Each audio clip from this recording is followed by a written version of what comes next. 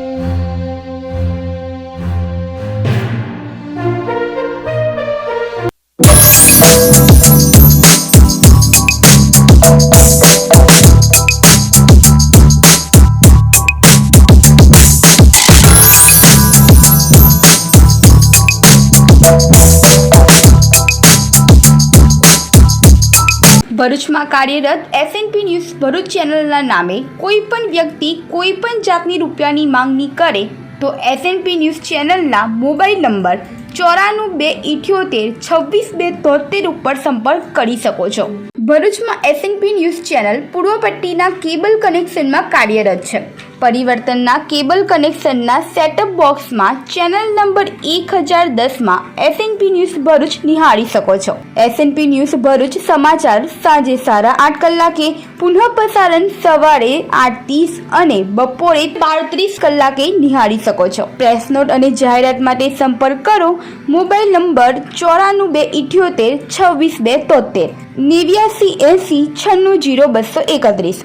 Office number 8 Ambedkar shopping centre station road Bharuch. ઝઘડિયાના યુવકે સાસરિયાઓની ધમકીઓના માનસિક ત્રાસથી કંટાળી સસરા અને સાળા વિરુદ્ધ ફરિયાદ નોંધાવી છે।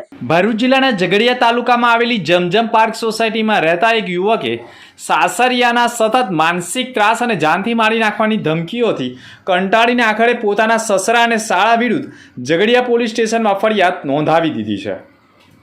આમિર ખાન મુર્તુઝા ખાન મોગલના લગ્ન વર્ષ 2021માં ભરૂચના શેરપુરા રોડ ઉપર રહેતા યાસીન ખાન ઉર્ફે લાલાભાઈ પઠાણની દીકરી નફીસા સાથે થયા હતા।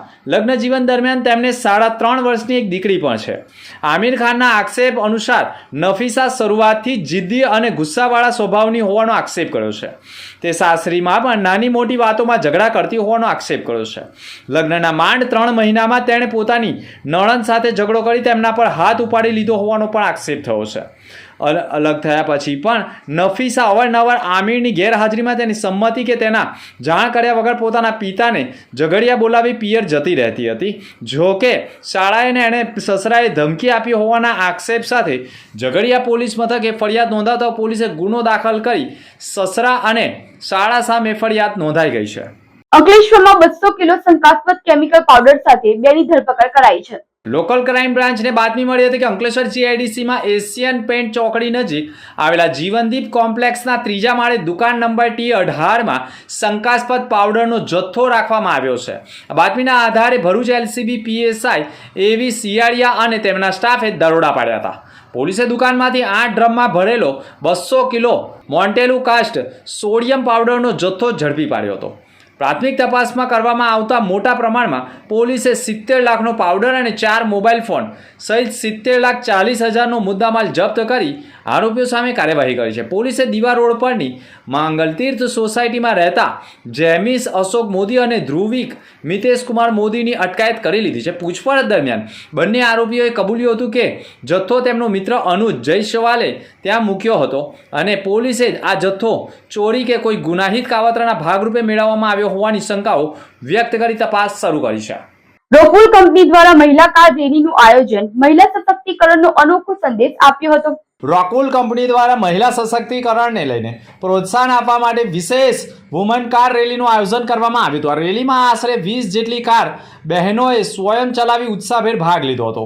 રેલીને વિનય પ્રતાપસિંહ, પીઆઈ ગોહિલ મેડમ તથા ડોક્ટર પલક કાપડિયા દ્વારા એડવોકેટ રીનાબેન દ્વારા લીલી ઝંડી બતાવી પ્રસ્થાન કરાવવામાં આવ્યું હતું. ભરૂચથી પ્રસ્થાન કરેલી આ રેલી પાલેજ ગામ ખાતે પહોંચી હતી. ત્યાં પાલેજ ગામના સરપંચ તેમજ રોકવુલ કંપનીના ઉચ્ચ અધિકારીઓ દ્વારા મહિલાઓને મહિલા સશક્તિકરણ, તેમના અધિકારોને આત્મનિર્ભરતા અને સામાજિક સમાનતા અંગે માર્ગદર્શન અને મહત્વપૂર્ણ માહિતી આપી હતી.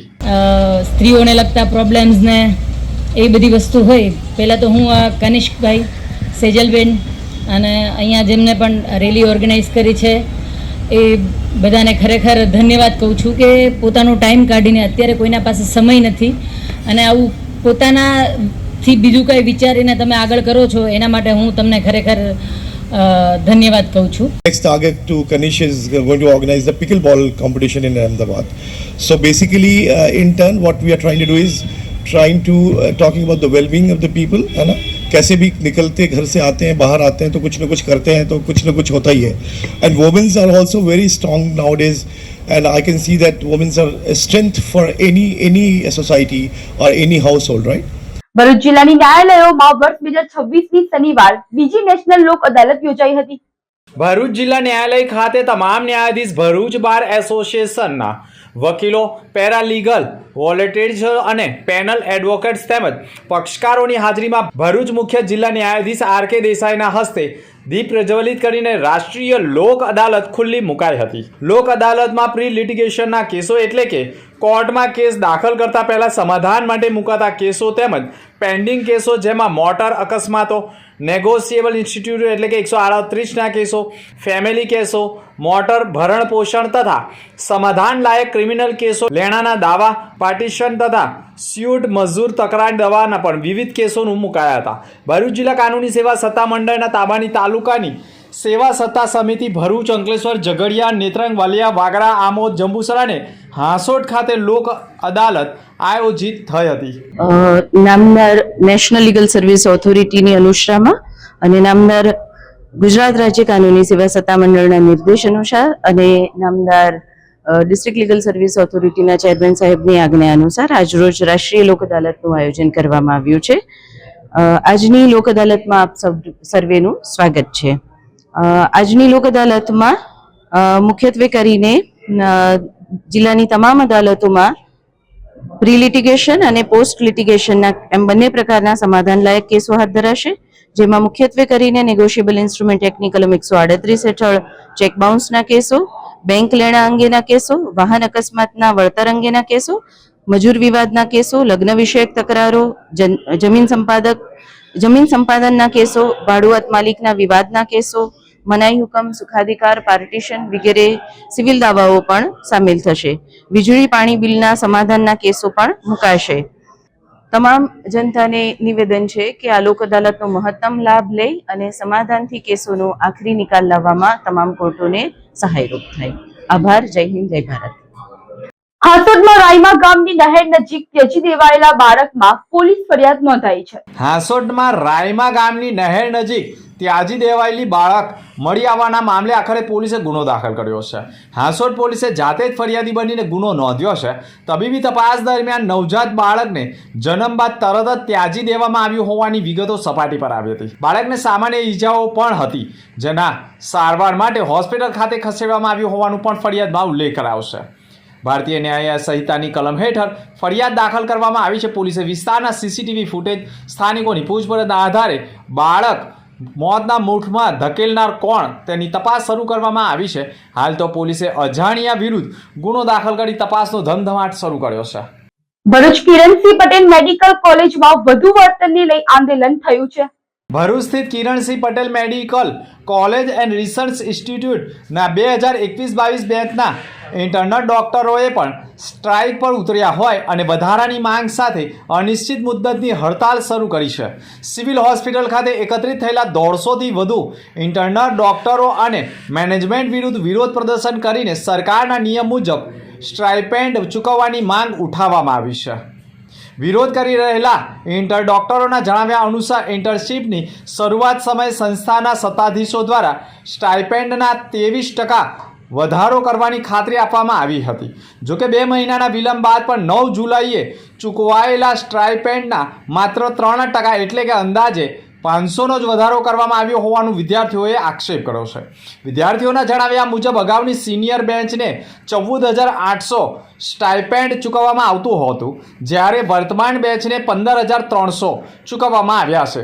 અન્ય મેડિકલ કોલેજમાં 21,000થી વધુ સ્ટાઇપેન્ડ મળતું હોવાનું જાણવા મળ્યું છે અને વિદ્યાર્થીઓએ પણ સરકારના નિયમો અનુસાર ₹21,800 સ્ટાઇપેન્ડ ચૂકવવાની માંગ કરી છે.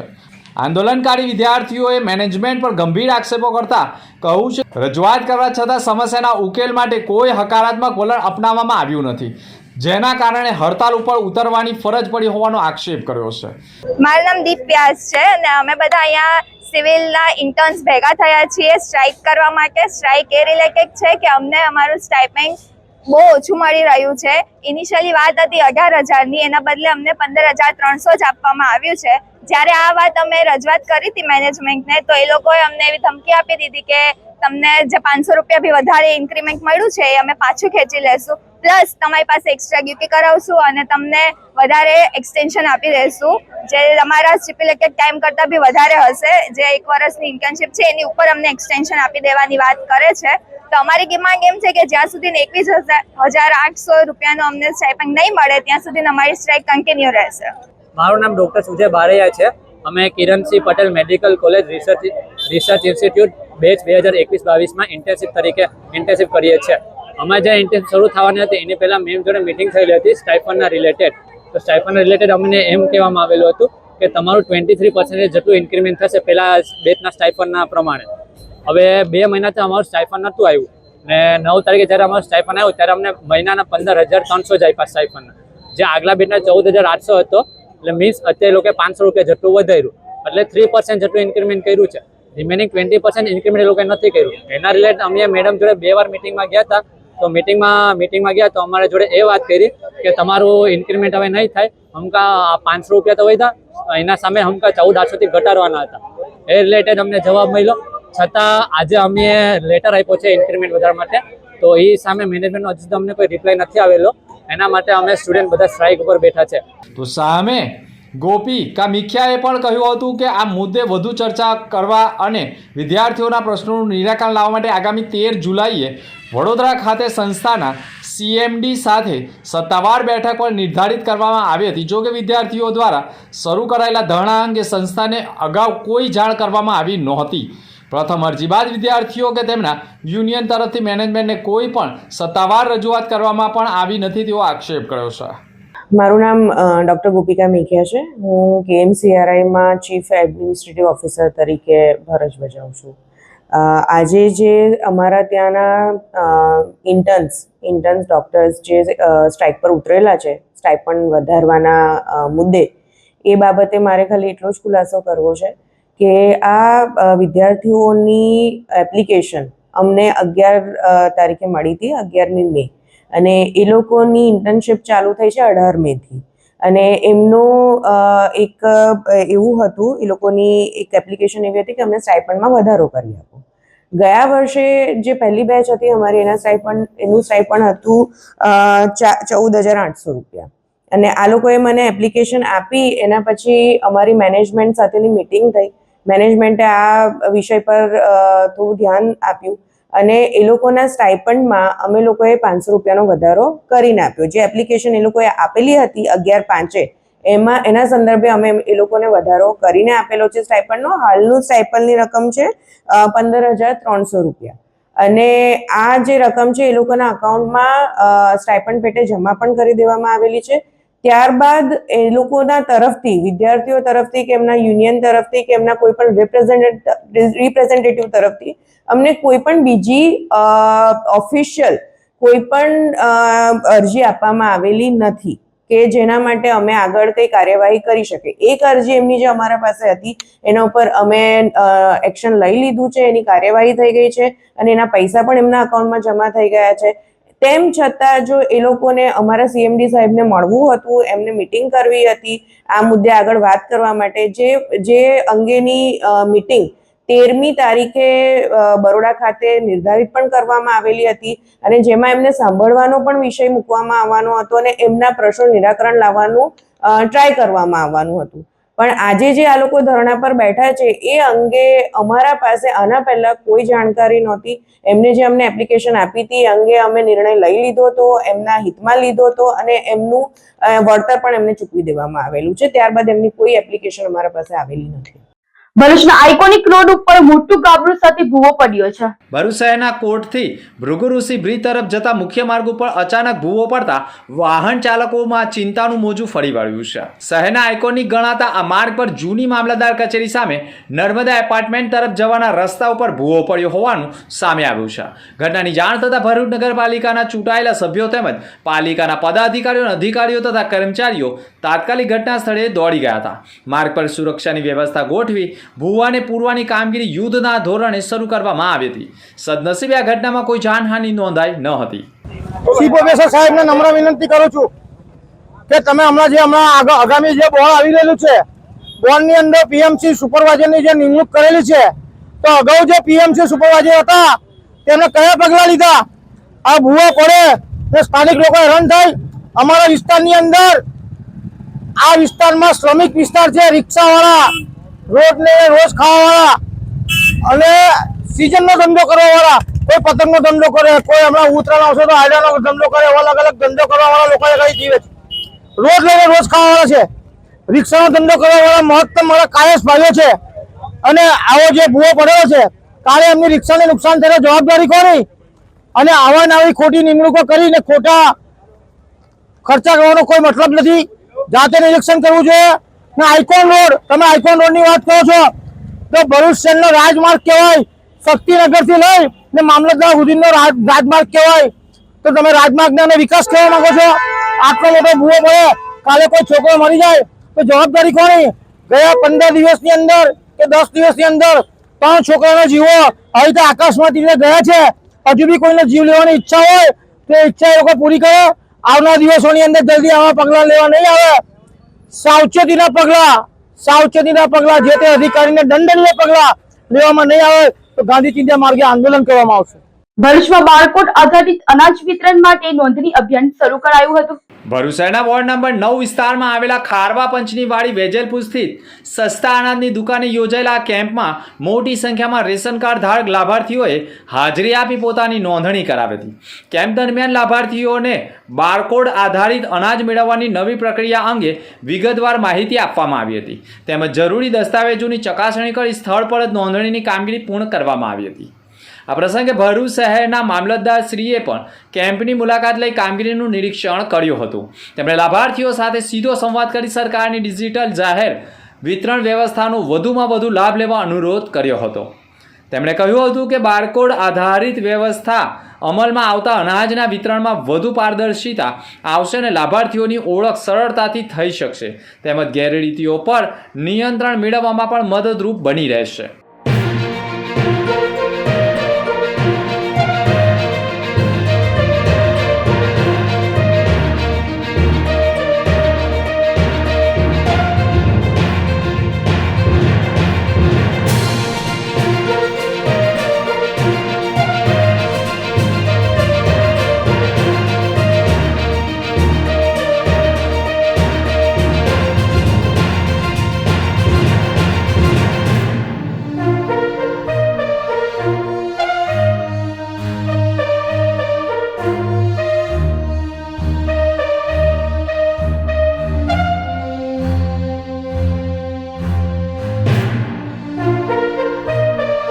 ભરૂચમાં કાર્યરત એસએનપી ન્યૂઝ ભરૂચ ચેનલના નામે કોઈ પણ વ્યક્તિ કોઈ પણ જાતની રૂપિયાની માંગણી કરે તો એસએનપી ન્યૂઝ ચેનલના મોબાઈલ નંબર 9428762273 ઉપર સંપર્ક કરી શકો છો.